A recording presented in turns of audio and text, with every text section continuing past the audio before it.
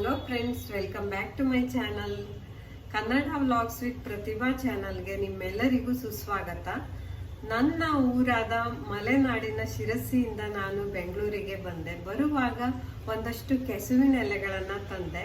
ಆ ಕೆಸುವಿನ ಎಲೆಗಳಲ್ಲಿ ಏನೇನು ಅಡುಗೆ ಮಾಡಲಾಗುತ್ತೆ ಅನ್ನೋದನ್ನು ಈ ವಿಡಿಯೋದಲ್ಲಿ ತೋರಿಸ್ತೀನಿ ನಿಮಗೆ. ಕೆಸುವಿನ ಎಲೆ ಸೀಸನ್ ಬರೋದು ಮಳೆಗಾಲದಲ್ಲಿ ಅದು ಚೆನ್ನಾಗಿ ಚಿಗುರ್ಕೊಂಡು ಹುಲ್ಸಾಗಿ ಬೆಳೆಯುತ್ತೆ. ಈಗ ತೋರಿಸ್ತಾ ಇರೋದು ಕರಿ ಕೆಸ, ಹಾಲ್ಗೆಸ ಅಂತ ಕರೀತಾರೆ. ತುಂಬ ವೆರೈಟಿ ಕೆಸುವಿನಲ್ಲಿದೆ. ಸುಮಾರು 10 ವೆರೈಟಿ ಇರ್ಬೋದು ಬಹುಶಃ, ನನಗೆ ತಿಳಿದಂತೆ. ನಾನು ಚೆನ್ನಾಗಿ ಕೆಸುವಿನ ಎಲೆಯನ್ನು ತೊಳೆದು ಇಟ್ಕೊಳ್ತಾ ಇದ್ದೀನಿ. ದಂಟನ್ನು ಮತ್ತು ಎಲೆಗಳನ್ನು ಬೇರೆ ಮಾಡಿ, ಎಲೆಯಿಂದನೂ ನಾನು ಒಂದು ಖಾದ್ಯ ತಯಾರಿಸ್ತೀನಿ. ಆಮೇಲೆ ಕೆಸುವಿನ ಎಲೆ ದಂಟನ್ನು ಚಿಕ್ಕ ಚಿಕ್ಕದಾಗಿ ಕಟ್ ಮಾಡ್ಕೊಳ್ಬೇಕು. ಕೊರೆಯೋಕ್ಕೆ ಕೂಡ ಈಸಿನೇ, ಇದೇನು ಗಟ್ಟಿ ಇರಲ್ಲ. ಒಳಗೆ ಒಂಥರ ಬೆಂಡು ಥರ ಇರುತ್ತೆ ಈ ದಂಟು.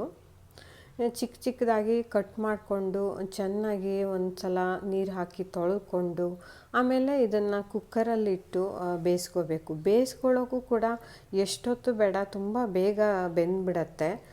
ಇದರಲ್ಲೇ ಒಂಥರ ನೀರಿನ ಅಂಶ, ನಾರಿನ ಅಂಶ ಇರೋದ್ರಿಂದ ಬಹಳ ಸುಲಭವಾಗಿ ಬೇಯುತ್ತೆ. ಭಾಳ ಹೊತ್ತು ಬೇಡ, ಒಂದು 3-4 ನಿಮಿಷದಲ್ಲೆಲ್ಲ ಸೀಟಿ ಹಾಕಿಬಿಡತ್ತೆ ಇದು.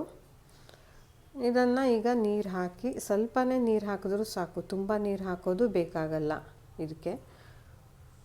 ಇದನ್ನು ನಾನು ಬೇಯಿಸ್ಕೋತೀನಿ ಈಗ.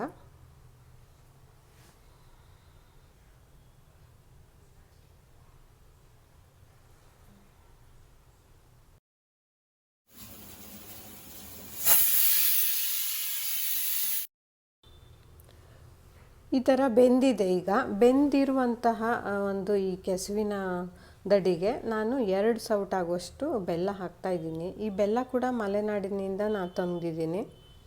ಇದು ಆರ್ಗ್ಯಾನಿಕ್ ಬೆಲ್ಲ. ಈ ಬೆಲ್ಲವನ್ನು ಹಾಕಿ ಮತ್ತೆ ಒಂದು 5 ನಿಮಿಷಗಳ ಕಾಲ ಕುದಿಸ್ಬೇಕು. ಇದನ್ನು ಒಲೆ ಮೇಲಿಟ್ಟು ಇದು ಚೆನ್ನಾಗಿ ಕುದಿ ಬಂದ ನಂತರ ನೆನೆಸ್ಕೊಂಡಿಟ್ಟಿರೋ ಅಕ್ಕಿಯನ್ನು ನಾನು ತೊಳೆದುಕೊಂಡು, ಅಕ್ಕಿ ಮತ್ತು ಈ ಕೆಸುವಿನ ದಂಟನ್ನು ನಾನು ಗ್ರೈಂಡರಿಗೆ ಹಾಕಿ ರುಬ್ತೀನಿ ಚೆನ್ನಾಗಿ.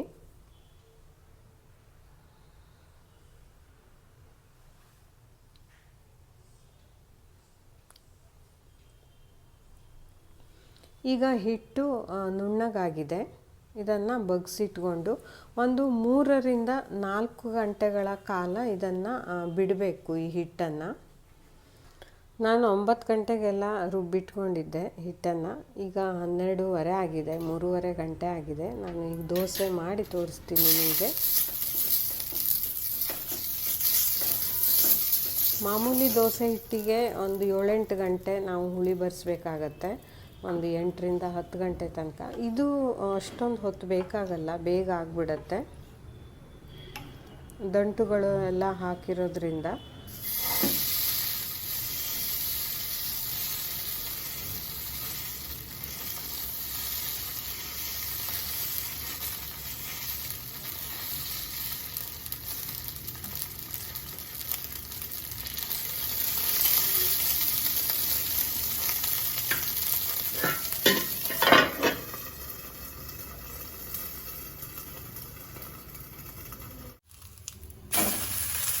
ನೆಕ್ಸ್ಟ್ ನಾನು ಮಾಡೋ ಖಾದ್ಯ ಪತ್ರೊಡೆ ಅಂತ ಇದ್ರ ಹೆಸರು. ಕೆಸುವಿನ ಎಲೆಯಿಂದ ಮಾಡೋದು. 1 ಸ್ಪೂನ್ ಆಗುವಷ್ಟು ಕೊತ್ತಂಬರಿ, ಒಂದು 7-8 ಬ್ಯಾಡಗಿ ಮೆಣಸಿನ್ಕಾಯಿ ತಗೊಂಡಿದ್ದೀನಿ, ಅರ್ಧ ಸ್ಪೂನ್ ಆಗುವಷ್ಟು ಜೀರಿಗೆ, 1 ಲಿಂಬೆ ಗಾತ್ರದ ಹುಣಸೆ ಹಣ್ಣು, 1 ಬೌಲ್ ಆಗುವಷ್ಟು ನೆನೆಸಿದ ಕಡಲೆಬೇಳೆ ಹಾಗೂ 1/4 ಬೌಲ್ ಆಗುವಷ್ಟು ಅಕ್ಕಿಯನ್ನು ನಾನು ತೆಗೆದಿಟ್ಕೊಂಡಿದ್ದೀನಿ. ಈಗ ತೆಂಗಿನಕಾಯನ್ನು ಒಡಿತಾ ಇದ್ದೀನಿ. ಒಂದು ಟಿಪ್ಸನ್ನು ಈಗ ಹೇಳೋಕ್ಕೆ ಇಷ್ಟಪಡ್ತೀನಿ.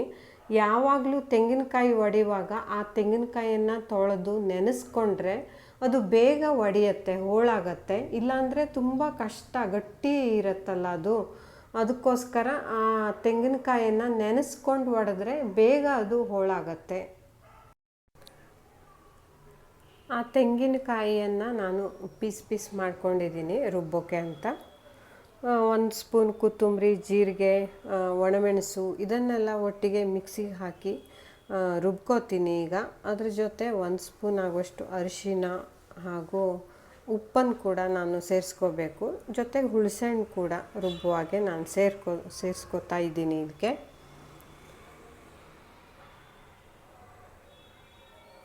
ಹುಣಸೆಹಣ್ಣು ನೆನೆಸ್ಕೊಂಡ್ರೆ ಚೆನ್ನಾಗಾಗತ್ತೆ. ಈಗ ತರಿ ಆಗಿದೆ.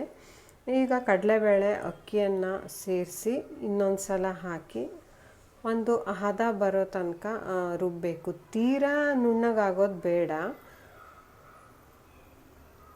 ಸ್ವಲ್ಪನೇ ತರಿ ಇದ್ದರೆ ಸಾಕು. ಉಪ್ಪನ್ನು ಸೇರಿಸ್ತಾ ಇದ್ದೀನಿ ಈಗ. ಇದಕ್ಕೆ ಒಂದು ಸ್ವಲ್ಪ ನೀರನ್ನು ಹಾಕಿ ರುಬ್ಕೊಂಡ್ರೆ ಅದು ಚೆನ್ನಾಗಿ ಒಂದು ಹದ ಸಿಗತ್ತೆ ನಮಗೆ. ಸ್ವಲ್ಪನೇ ನೀರು ಹಾಕ್ತಾ ಇದ್ದೀನಿ. ಮೊದಲು ಡ್ರೈ ಆಗಿ ಬೀಸ್ಕೊಂಡು ಆಮೇಲೆ ಸ್ವಲ್ಪ ನೀರು ಹಾಕಿದ್ರೆ ಬೇಗನೆ ಅದು ನುಣ್ಣಗಾಗುತ್ತೆ.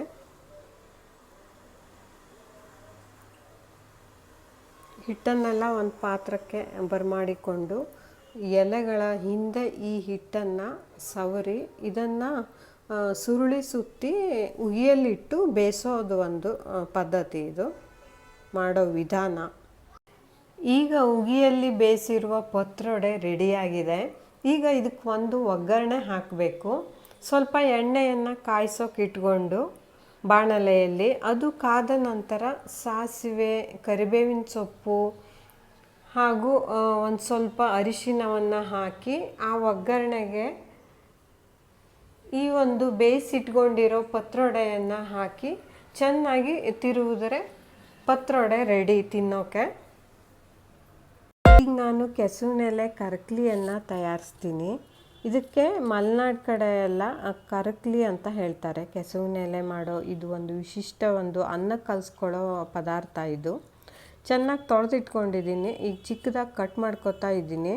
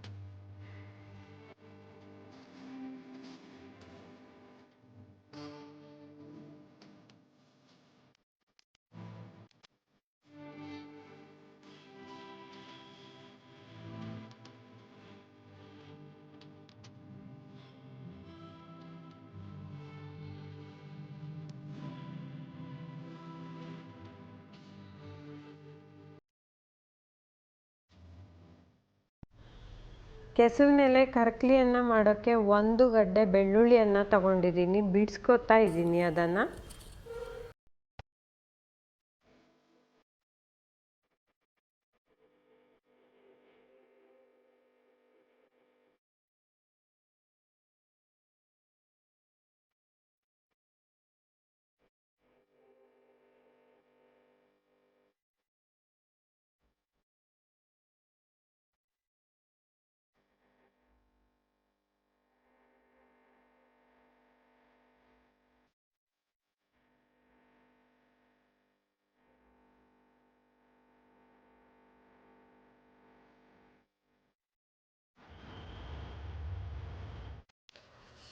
ಈಗ ಒಲೆಯನ್ನು ಹಚ್ಕೊಂಡು ಒಂದು ಬಾಣಲೆಯನ್ನು ತೆಗೆದುಕೊಂಡು ಅದನ್ನು ಕಾಯಿಸ್ಕೊಳ್ಬೇಕು.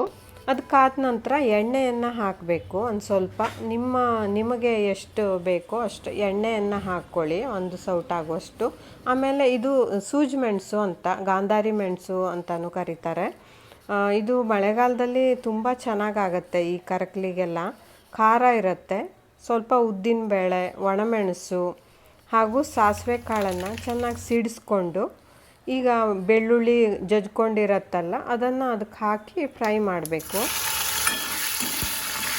ಖಾರ ಜಾಸ್ತಿ ಇರಬೇಕು. ಖಾರ ಮತ್ತು ಹುಳಿ ಸರಿ ಇದ್ದರೆ ಈ ಕೆಸುವಿನ ಎಲೆ ಸೊಪ್ಪನ್ನು ಇದಕ್ಕೆ ಹಾಕಿ ಚೆನ್ನಾಗಿ ಬೇಯಿಸ್ಕೊಳ್ಬೇಕು.